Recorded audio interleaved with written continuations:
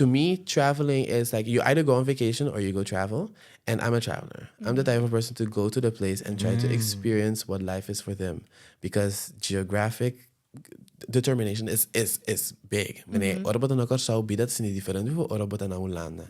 And I just really want to experience that. And I want to see que gota e driver pa hena na de community aqui.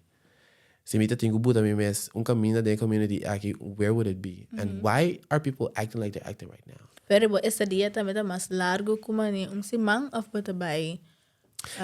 It depends. I think otherwise in my wereld sowieso the days will be longer. But I've had and I did a Euro trip in 2022 where I stayed like 6 days in Greece and I stayed 3 days here, 2 days. Now that's enough to just get the tip of the iceberg, just to get to know people, get to know the place a little bit. If you really want to deep dive into the culture, you should stay longer, of course. But yeah, it's not always necessary to me.